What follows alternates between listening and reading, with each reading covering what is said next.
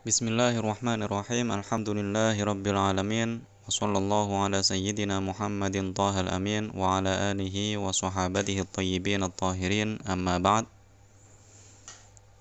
Para peserta kajian Islami Channel yang dirahmati Allah Subhanahu wa taala. Pada kesempatan kali ini kita akan melanjutkan penjelasan terkait ilmu shorof, yakni yang berhubungan dengan jenis tasrif. Di dalam ilmu shorof, tasrif ada dua jenis. Yang pertama, tasrif istilahi. Yang kedua adalah tasrif lughawi. Tasrif lughawi adalah perubahan kata yang didasarkan pada perubahan jumlah dan jenis pelakunya. Sedangkan tasrif istilahi adalah perubahan kata yang didasarkan pada perbedaan bentuk katanya. Perubahan bentuk dari bentuk asli yakni fi'il madhi ke bentuk masdar, isim fa'il hingga fi'il amr adalah yang dimaksud dengan tasrif istilahi. Untuk lebih memahami tasrif istilahi, perhatikanlah contoh tasrif istilahi untuk kata kataba yang artinya menulis berikut ini. Kataba yaktubu kitabatan fahuwa katibun wa dzaka maktubun uktub la taktub. Kataba fi'il madhi, yaktubu fi'il mudhari', kitabatan masdar, katibun isim fa'il, maktubun isim maf'ul, uktub fi'il amar, la taktub fi'il nahi.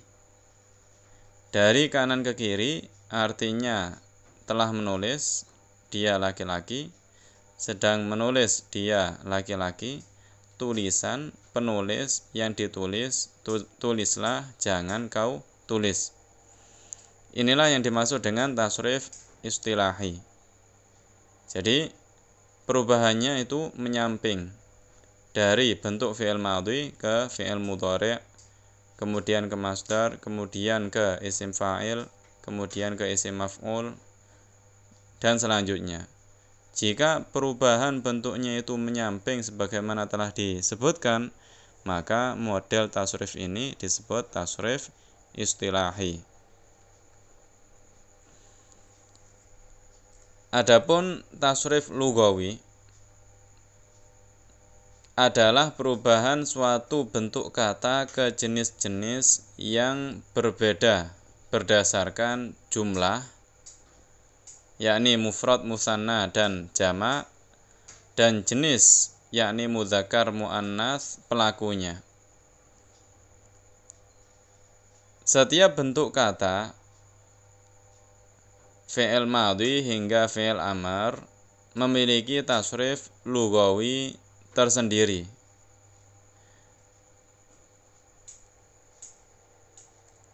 Contoh tasrif lughawi untuk kata katibun yang artinya penulis ditunjukkan oleh tabel berikut. Katibun, katibani, katibuna, katibatun, katibatani, katibatun. Inilah contoh tasrif lughawi. Jadi perubahan bentuk katanya berdasarkan jumlahnya, yakni dari mufrad katibun ke musanna katibani, kemudian ke jamak katibunya, ke katibuna, dan juga berdasarkan jenisnya, katibun penulis laki-laki tunggal berubah ke katibatun penulis perempuan tunggal. Inilah contoh tasrif lughawi. Katibun artinya penulis laki-laki tunggal, katibani penulis laki-laki ganda, katibuna penulis laki-laki jamak, katibatun penulis perempuan tunggal, katibatani penulis perempuan ganda, katibatun, penulis perempuan jamak. Begitupun dengan fi'il madhi, fi'il mudhari' dan lainnya juga memiliki tasrif lughawi yang didasarkan pada perubahan jenis dan pelakunya. Jadi, jika tasrif tersebut menyebabkan terjadinya perubahan jenis fi'il ataupun pelaku fi'il tersebut, maka tasrif tersebut adalah tasrif lughawi. Kemudian berikutnya adalah wazan-wazan tasrif. Pada pembahasan sebelumnya telah disebutkan bahwa tasrif memiliki sekitar kurang lebih 35 wazan atau 35 bab. Dari sekian bab tersebut yang umumnya digunakan hanya sekitar 22 wazan atau bab. 6 wazan untuk kelompok sulasi mujarrad, 12 wazan untuk sulasi mazid, 1 wazan untuk rubai mujarrad, dan 3 wazan untuk rubai mazid. 13 wazan sisanya memiliki rumus yang jarang ditemukan penggunaannya dalam kalimat sehari-hari. Ke-22 wazan yang umumnya digunakan ini terbagi menjadi 4 kelompok. Yang pertama adalah kelompok sulasi mujarrad, contohnya karuma, telah mulia, dan alima, telah mengetahui. Yang kedua, kelompok sulasi mazid, contohnya akroma, telah memuliakan, dan darrosa, telah mengajarkan. Kelompok rubai mujarrad, contohnya dahroja, telah menggelincirkan. Kelompok rubai mazid, contohnya tadahroja, yang artinya telah tergelincir. Keterangan kata sulasi merujuk pada kelompok kata kerja yang tersusun dari 3 huruf asli. Jadi susunan hurufnya itu ada 3. Dia tersusun dari 3 huruf, dan ketiga-tiganya itu adalah huruf yang asli, tidak ada huruf tambahannya sama sekali. Sulasi nisbat kepada 3, kemudian mujarrad artinya sepi dari tambahan. Ya, sulasi artinya 3, mujarrad artinya sepi dari tambahan. Jadi kata tersebut tersusun dari 3 huruf dan ketiga-tiganya adalah huruf asli, tidak ada huruf tambahannya. Kata rubai merujuk pada kelompok kata kerja yang tersusun dari 4 huruf asli. Kata mujarrad merujuk pada kelompok kata kerja tanpa adanya huruf tambahan apapun selain huruf aslinya. Kata mazid merujuk pada kelompok kata kerja yang memiliki huruf tambahan selain huruf asli. Jadi misalkan kelompok rubai mazid. Jadi dari kata rubai, maka kita bisa mengetahui bahwa huruf asli penyusun kata kerja tersebut adalah 4. Kemudian dari kata mazid kita mengetahui bahwa di situ ada tambahan huruf selain huruf aslinya. Contohnya tadahroja. Huruf yang menyusun kata tersebut ada 5.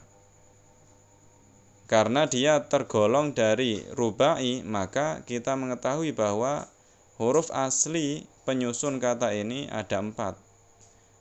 Sehingga huruf tambahannya adalah 1, yaitu ta.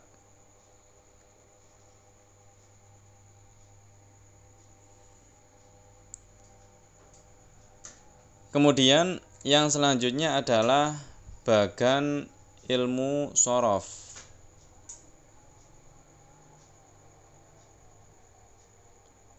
Tasrif itu terbagi menjadi sulasi dan rubai. Ya, sebagaimana telah disebutkan bahwa sulasi artinya tersusun dari 3 huruf, rubai tersusun dari 4 huruf. Sulasi terbagi menjadi mujarrad dan mazid. Begitu juga rubai terbagi menjadi mujarrad dan mazid. Sulasi mujarrad ada 6 bab sebagaimana ditampilkan: fa'ala yaf'ulu, fa'ala yaf'ilu, fa'ala yaf'alu, fa'ila yaf'alu, fa'ula yaf'ulu, dan fa'ila yaf'ilu. Kemudian sulasi mazid terbagi menjadi 3. Mazid biharfin, artinya tambahannya itu hanya 1 huruf. Af'ala yuf'ilu, fa'ala yufa'ilu, fa'ala yufa'ilu. Fa'ala yufa'ilu tambahannya di mana? Tasdidnya. Karena tasdid adalah bentuk dari 2 kata yang digabung menjadi 1. Kata yang pertama disukun dan kata yang kedua berharokat. Jadi salah satunya adalah huruf tambahan. Oleh karena itu fa'ala termasuk dari wazan sulasi mazid biharfin. Kata dasarnya, huruf asli penyusun kata ini adalah 3 dan tambahan hurufnya itu 1 sehingga menjadi 4. Kemudian mazid biharfain, ifta'ala yafta'ilu, infa'ala yanfa'ilu, tafa'ala yatafa'alu, tafa'ala yatafa'alu, if'alla yaf'allu. Jika kita perhatikan bahwa semua wazan-wazan ini tersusun dari 5 huruf. Kenapa? Karena dia termasuk dari golongan sulasi yang artinya 3, kemudian mazid ditambahi biharfain 2 huruf, 3 ditambah 2 menjadi 5. Misalkan ifta'ala, jika kita hitung, kita temui bahwa huruf yang menyusun dia itu ada 5. Kemudian mazid bisalasati ahrufin, huruf tambahannya 3. Istaf'ala yastaf'ilu, if'aw'ala yaf'aw'ilu, if'awwala yaf'awwilu, if'alla yaf'allu.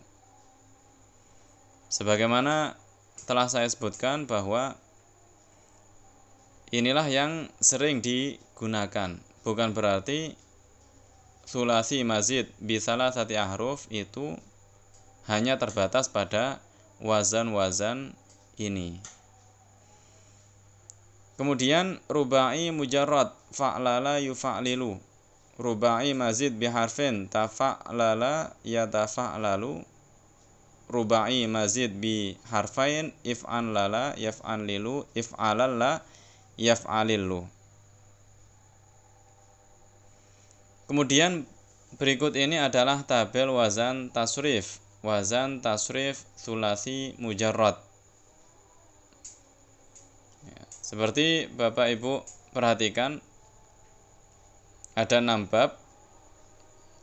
Fa'ala yaf'ulu fa'lan, fahuwa fa'ilun, wa dzaka maf'ulun, uf'ul la taf'ul.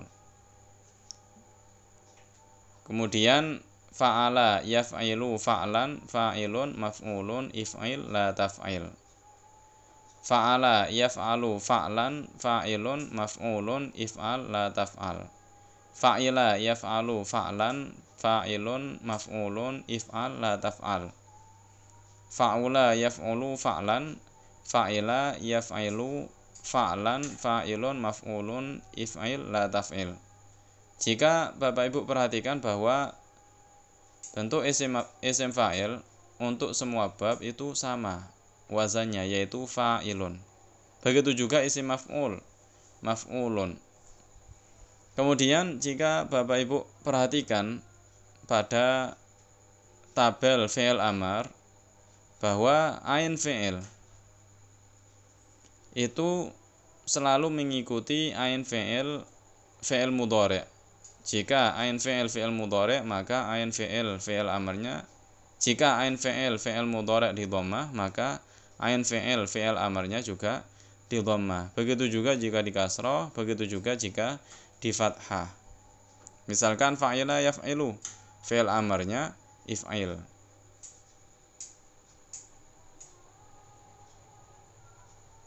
Kemudian selanjutnya adalah wazan tasrif tsulasi mazid. Ini bisa Bapak Ibu baca fa'ala yuf'ilu taf'ilan mufa'ilun mufa'alun fa'il la tufa'il. Fa'ala yufa'ilu mufa'alatan mufa'ilun mufa'alun fa'il la tufa'il. Dan seterusnya. Jika Bapak Ibu perhatikan juga sama. Jadi ain fi'il amr itu pasti sama dengan ain fi'il mudhari' karena pembuatan fi'il amr itu dari fi'il mudhari', yaitu dengan membuang huruf mudhari'ahnya yaitu ya-nya. Kemudian jika huruf pertama itu berharokat maka dibiarkan.